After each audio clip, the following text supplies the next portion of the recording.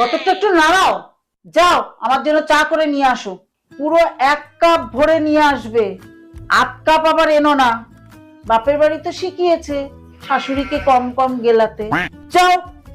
Okay. Few moments later.